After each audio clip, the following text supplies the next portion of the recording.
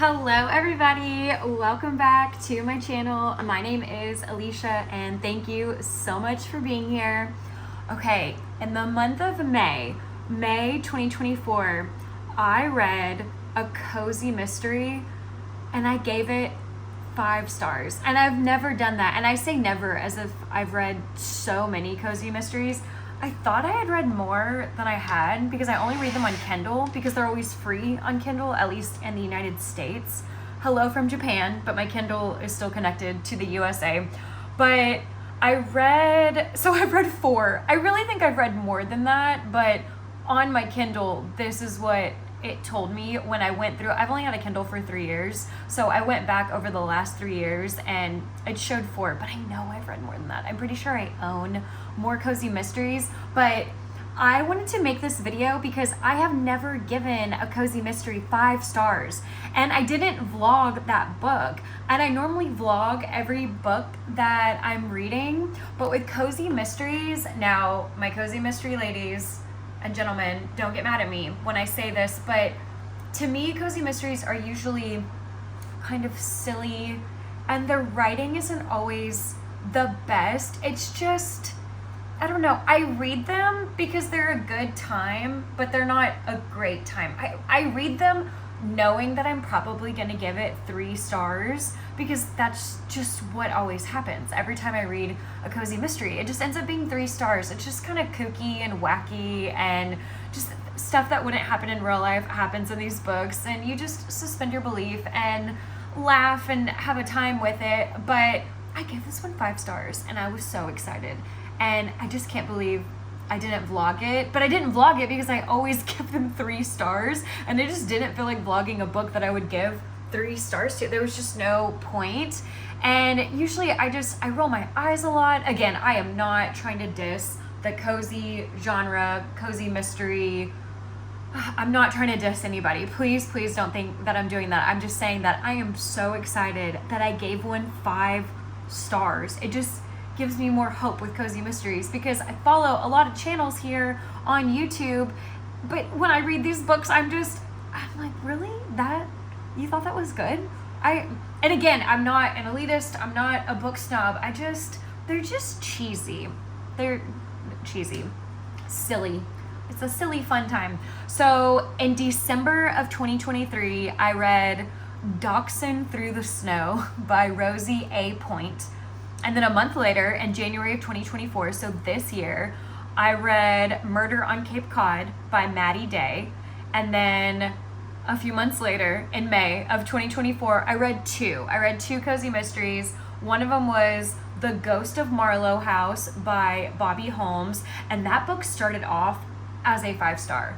And then as we got into it, I don't know, it just got too quirky. It got too cheesy. It made me so sad because that one started off so strong and I thought, oh my gosh, this one's gonna be 5 stars. And then it wasn't. It was 3 stars. And then I read what the second one was gonna be about and I thought, really? Okay, no, I'm not gonna continue the series. So then I downloaded another one because again, I know it sounds like I'm hating on cozy mysteries, but they're just so easy to read. So I promise I'm not trying to hate on them. They are very easy to read, very easy to follow along. There's no getting confused. There's no wondering, wait, what did I read a few chapters ago? Who were these people that I met? There's none of that. It just, I don't know. It's just a different genre, maybe a different style of writing than I'm used to. I don't even want to say that I'm used to because I read a lot of genres. I don't know. They're just not my number one forte. They're really not even in my top 3 are going to be romance, thrillers, and fantasies. And then I sort of just read after that historical fictions and memoirs and nonfictions. But cozy mysteries they're just nice to just read before bed. I don't even want to say it's no plot, all vibes. There is plot. Someone always dies in a cozy mystery. And it's usually amateur sleuths or just someone trying to figure it out, or there's a paranormal element to it. I don't know. I swear I'm not trying to bash on people that like cozy mysteries because I actually do like them. I just have never found one that I love, and now I have found one that I love, and I just wanted to talk to y'all about it because I didn't vlog it. I vlogged all the books that I read in May, except for these cozy mysteries. And this one in particular, I think about it all the time. And this one, it's called A Book to Kill For by Harper Lynn. So I downloaded this on my Kindle in February of this year, February of 2024, and then it took me a few months to read it. I read it in May, but it's got over 5,000 reviews across Amazon and Goodreads, and it has between a 4.0 and a 4.2 star rating. I wish I had more reviews because this book was so good. And so maybe that's the point of this video also, is if you're not into cozy mysteries and you're in the same camp as me where we just think they're a little bit silly, give this one a chance, especially also if you're a romance girly. Give this one a chance because there's romance in this, and it's at the forefront of the book along with the mystery of who died. Am I explaining this correctly? But it's relatively short. It's 256 pages. It came out 3 years ago. It came out in February of 2021, and I liked it so much. It's free on Kindle Unlimited if you're in the United States, and I'm so sad that I didn't vlog it, but I just want to talk about some of the chapters. There's 24 chapters, and again, it's 256 pages, so each chapter is 10 to 11 pages roughly. But before I give y'all my take on it, I was gonna read, this is what drew me in. This was the summary. I'm picking up my iPad. So it starts off in all bold, just the first sentence of the synopsis. It says, a quiet book lover falls for a rugged carpenter who doesn't even like to read. So that drew me in, because typically with the cozy mystery, it's immediately, there was a death, who did it? But it starts off with letting you know this is going to be a romance mystery. And then it says, Maggie loves working at a bookshop in the charming town of Fairhaven, Connecticut. After her beloved boss passes away, his son Joshua comes into town and turns Maggie's world upside down. He wants to turn part of the store into a cafe and sell books about vampires and silly romances. Maggie is horrified. But when an electrician is killed in the middle of the bookshop renovations, Joshua becomes the prime suspect. Maggie must put their differences aside to clear his name. She finds herself becoming more and more attracted to Joshua. Can a mousy brown bookworm nearly fall in love with a rugged carpenter who doesn't even like to read? This is the first book in a new cozy mystery series by 3-time USA Today bestselling author Harper Lynn. I've never heard of Harper Lynn, but this book was so good. It was so good. I'm going to go through some of the chapters with y'all and just try and convince you to read it. Please read this book. Okay.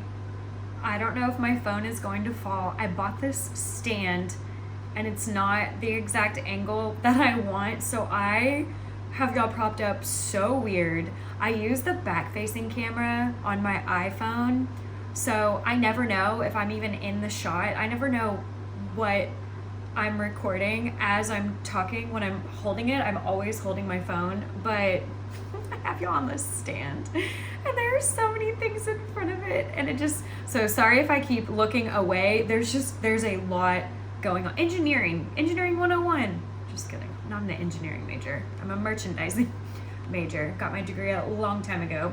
Okay, I did also want to say that in this book, the main girl, Maggie, she's very unlikable. At least for me. I liked her a lot in the beginning. I thought, oh my gosh, she's a bookworm. She works at this bookstore. She is just living the life. And, they're drinking coffee, and the owner of the bookstore is always giving her a monthly TBR. He is always giving her recommendations.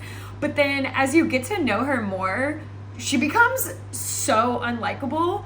And again, for me to give this book 5 stars when the FMC is not the greatest human, I mean, that's a big deal. I'm telling you, please read this book. Please. I need to go. So I re-downloaded it because I'd already read it and returned it back to Kindle Unlimited, but I'm about to I just re-downloaded, I just said that, but I'm about to go back and reread a lot of the chapters, just skim them so that I can give y'all some more information to convince you more to read it. And sorry if I'm going to keep pulling out my reading journal.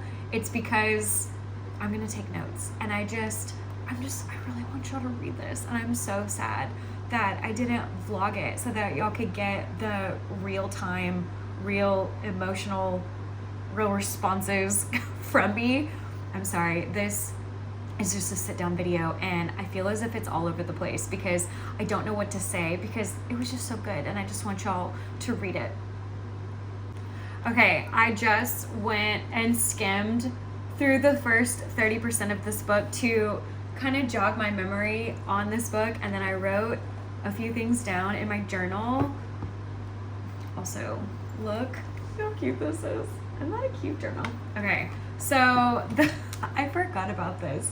I forgot the book had started off with it raining and Maggie can't get her umbrella to work. And I remember this is the first few sentences, and then it just goes into the next few paragraphs leading her into getting to work at the bookstore, and she is just struggle bussing with this umbrella and cannot get it to open, and it's pouring rain, and of course her umbrella doesn't work. And I just thought, oh boy, here we go, another quirky character, and she's gonna be soaking wet at the bookstore, and she's not even gonna say, let me go home and change real quick before I come back into this bookstore that no one frequents. This is a dying bookstore essentially because they don't have any customers. And I just thought, oh, okay, another 3-star book. But she gets to the bookstore, she is soaking wet, her umbrella is broken, it's just done for. And Mr. Whitfield, Alexander Whitfield, he's the owner of the bookstore, he is just thinking, Maggie, where's your umbrella? Did you not check the forecast? Did you not know it was going to rain? They've been saying all week that this is going to happen today. And she said, I did have an umbrella, it just doesn't work. And then he gives her one, and I thought, okay, whatever, I'll just keep reading the book. I'll, see if I'm interested in it, see if I'll actually finish it. And I did, because remember, I gave it 5 stars. But they then start talking about, he doesn't call it a TBR, he says, did you finish your monthly list? And she says, yeah, of course I did. Last week I finished that. So can you please recommend me some more books to read? Because apparently this is a huge bookstore. There are so many books in it, and Maggie is going to read them all. She's been working there for 6 years, and she is determined. She's gonna read every book in this bookstore. And that's the other thing. This owner, Mr. Whitfield, he is not making any money from this bookstore. They hardly ever have any customers. She doesn't know how he's paying all of these bills, how he's getting through it, but there's never anyone in the store. They spend their days reading and drinking coffee, and it's very much the life. I would love to live that life, but also you figure out later how he was paying for everything. But while you're reading it, I mean, if I was Maggie, I would be thinking every day, am I gonna get fired? Am I going to get laid off? But nonetheless, so they're picking out their monthly TBR, and he says, oh, did you finish such and such book? And she said, yeah, I already read that. And he said, okay, this book, go grab this book off the shelf. So she goes to get it off the shelf, and then she comes back, and this is in the first 5% of the book. It's also in the synopsis. We know he's going to pass away, the bookstore owner, but she comes back and he's just dead at his desk. And I just skimmed through it right now just to kind of jog my memory on everything. But I remember thinking at the time when I first read this, he is so young. I want to say he's in his 70s. That is young to me. My mom is in her mid 60s. My dad is in his 70s. I can't imagine losing him right now. But everyone at the funeral just makes it seem as if, oh, he was such an old man and he lived his life to the fullest. He wasn't old though. And then you learn more about Mr. Whitfield, and he was just a saint. You just learn all the things that he did for the community and how much he helped everybody out. And it's so cute because at the funeral, it's literally been 2 days since he passed away. Maggie is still just thinking, I basically lost my father figure.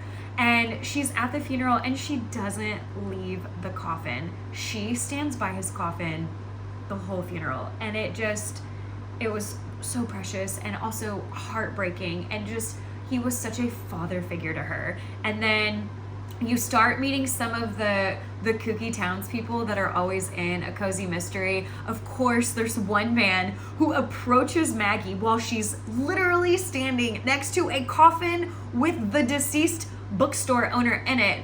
And the guy walks straight up to her, and I guess he just assumed Maggie would inherit this bookstore. No, but he assumes it, and he says, look, I've seen his financials. That store was bleeding him dry. I know he wasn't making any money.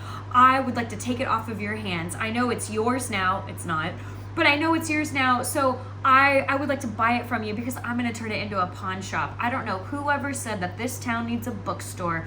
We need a pawn shop. And she's just thinking, why is this happening at a funeral? Why is this happening right next to him? He's barely cold. It's been 48 hours. And she just says, the bookstore isn't mine. Also, I hope the bookstore's not going anywhere, but you need to talk to Mr. Whitfield's son. You need to talk to Joshua. Joshua, our love interest. So that guy goes to find Joshua, and then Maggie meets him, and it just, I can't. Just read this book.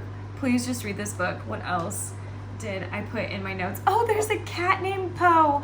Oh my goodness, the bookstore cat. I forgot. Edgar Allan Poe. There's a cat that just runs around the bookstore because it's a bookstore downstairs and there's an apartment upstairs. Does this exist in real life? I have read so many books where there's an apartment above the bookstore, but that's where Mr. Whitfield lived, and then he had his bookstore cat Poe. So, oh man, how did I forget about that? I have 2 cats, and I'm just, I don't know if that's my cat sneezing right now, if you can hear her.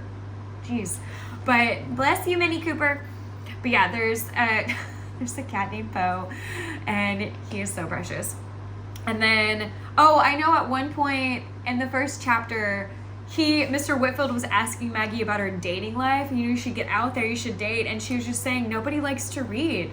I want to meet a man that likes to read so that we can discuss books together. No one compares to you. She just loves Mr. Whitfield so much. Well, there ends up being a miscommunication where Josh thinks that Maggie at one point was dating his dad, and they're 50 years apart, and what does she say? She says, bite your tongue. You take that back. I hope your dad comes back to haunt you. He was nothing more than a father figure to me. Oh my gosh, that was so funny. Okay, what else? What else was there? What else can I tell y'all about to get y'all to please read this book? So there's always just the goofy, kooky characters that are in every cozy mystery. So there's the guy that wants to turn the bookstore into a pawn shop. He wants to buy it. And then there's the landlord, Maggie's landlord, Mrs. Peacock. She is wild. And she's very upfront with Maggie, and she just says, are you still going to be working there? Are they laying you off? Do you have a job? I need to know if you're still going to be able to pay rent. I am not afraid to put you out on the street. I am on a fixed income. I need to make sure I get my rent check. And she's involved. She's so involved. I just felt like she was constantly at Maggie's door wanting to know if she was going to be able to make rent. So there was her. Oh, and then the Toonsleys, I think that's how you pronounce it. They're just the wealthy couple of the community of this little neighborhood in Connecticut, and they're friends with the mayor, and they are something. There's some infidelity. The wife is trying to hit on Josh. We meet them. And then, there's the electrician. So the electrician, as it said in the synopsis, he is the one that is going to pass away. And then the whole town starts blaming Joshua for this murder because he's a licensed electrician. Like, he should know how to do his job and not get electrocuted. And there's a whole thing because the pawn shop guy wanted to hire on the electrician to do a project at the same time that Joshua wants that electrician to help him with the project of renovating the bookstore. And then of course the electrician dies while the electrician and Joshua are getting into it because the electrician wants to go work with the pawn shop guy because he'll pay him more money. And then, electrician guy eats it. And everyone just starts saying, oh, it was Josh. Joshua did it, and he's the newcomer in town. As soon as he got into town, we had this death. And then also, Maggie's the one that finds the electrician. So she finds Mr. Whitfield, and then within a few days after the funeral, she finds the electrician, and she calls the police, and the guy, Gary, the cop, Gary, he knows Maggie. I don't remember if they grew up together, if they went to high school together, but they've known each other a very long time. And he just looks at Maggie and says, so you've been having a rough week, haven't you? So we have him. And then there's a baker. Her name is Tammy. I really like her. Maggie talks to her a lot, confides in her. Tammy's sweet because Joshua wants to turn the bookstore into half of a cafe coffee shop. And so he's going to get all of his goodies, all of his baked goods from Tammy. And Maggie is just appalled that all of this is happening. She doesn't want any changes to go on in the store. So her and Joshua butt heads so much. And then there's these judgmental ladies that work at the bank that also have a crush on Joshua because they come to the opening of the bookstore cafe. And y'all, I just want y'all to read this book. I don't even know if I'm doing it justice because I read this weeks ago and I'm forgetting vital points and details and information, and but this book was just so good. And the first one is free on Kindle Unlimited. It's the first of 5, but 2, 3, 4, and 5 you have to purchase. I mean, they're not a lot. It's not expensive, but I love my free cozies, and I'm so afraid if I go and buy the next one, I'm just going to be disappointed. But I really want to read it. There's an excerpt in here at the very end. The second one is called, I think, Bloodier Than Fiction. And I didn't read it. I didn't read what it was about because it didn't have the synopsis. It had the first chapter or 2. I don't know. It was a little bit from the beginning of that book. So I just went on Amazon to read what the second book is about. Don't read that though. Don't read it. Read this book first before you go read what the second one is about. And it seems really cute, but I'm just so happy to have found a 5-star cozy mystery, and I don't want to ruin it and read the series, and then what if I don't like the rest of the series? And I don't know. I need y'all to read this book and let me know what y'all thought because it was just so good. This was such a good book. Oh my goodness. Okay, well, I'm gonna go now because I feel as if this video is going to be super duper long. I think I talked for 8 minutes in the very first clip, and then a couple minutes in the next one, and then in this one, again, I'm using the back facing camera and I have so many contraptions back here, but I want to say we're at 12 minutes. I don't know what all I'm going to edit out, but I just really want y'all to read this book, and I am so sorry if I offended anybody who is obsessed with this genre. I love that you're obsessed with this genre. I love romance, and people they love to hate on anyone that likes to read romance books. So please, I hope I didn't offend you. If you are into the cozy mystery genre, if that is your genre through and through, did you read this book and did you like it? If you didn't, can I know why? And what books have you given 5 stars to? And then if you're more in the genre of romance, please read this book and let me know what you thought, because it's a definite romance in this book. And then if you're just into all the other genres, but you want to switch it up and you maybe want to dabble in cozy mysteries, read this one because it's so good. But anyways, thank y'all so much for coming along on, we'll just call it a journey, on this cozy mystery convincing journey. Did I convince you to read this book? Did I? Please read it and let me know. But thank y'all so much for being here, and I hope y'all are happy with this video, and I really hope I didn't offend anybody. I'm so happy because this book was 5 stars. And anyways, y'all have a good rest of your day. Bye.